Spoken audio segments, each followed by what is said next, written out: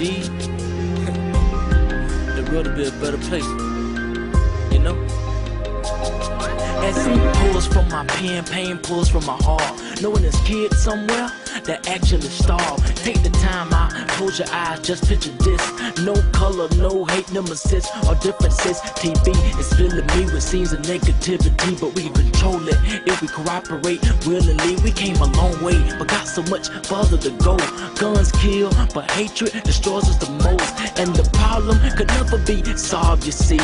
Human rights define the word equality. If we don't respect and love each other, we're just living a lie. Because united starts with you and I, you feel me? U-N-I-T-E-D, a better place this world would be. We're all in this game, fantasy. Μπορείς να ξεχωρίσεις ποιο από αυτά τα παιδιά δεν γεννήθηκε ελεύθερο? Μπορείς να ξεχωρίσεις ποιο δεν γεννήθηκε με ίσα δικαιώματα? Μπορείς να ξεχωρίσεις ποιο από αυτά δεν αξίζει να του φέρονται με αξιοπρέπεια? Ούτε κι εμείς μπορούμε.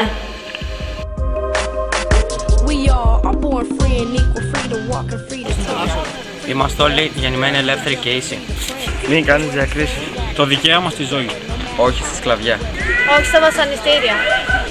Έχεις δικαίωμα σε όποιο μέρος στον κόσμο και να βρίσκεσαι. Είμαστε όλοι ίσοι ενώπιον του νόμου. Τα δικαιώματά σου προστατεύονται από τον νόμο. Όχι στην άδικη κράτηση. Το δικαίωμα στη δίκη.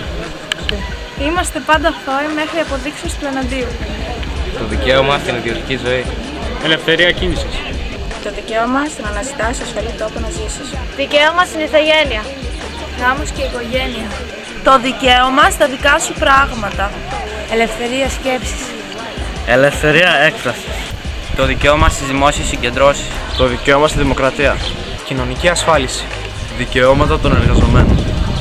Το δικαίωμα στο παιχνίδι. Φαγητό και στέγη για όλους. Το δικαίωμα στην εκπαίδευση.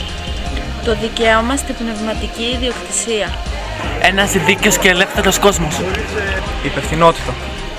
Κανείς δεν μπορεί να σου αφαιρέσει αυτά τα δικαιώματα. Αυτά είναι τα ανθρώπινα δικαιώματά σου. Είναι 30 και ανήκουν μόνο σε σένα. Δεν χρειάζεται να τα αγοράσεις. Ή να κάνεις αίτηση για αυτά. Ή να ζητήσεις άλλη να τα έχεις. Είναι απλά δικά σου. Ανεξάρτητα από το ποιος είσαι. Από πού κατάγεσαι. Πόσους χρονών είσαι. Ή οτιδήποτε άλλο.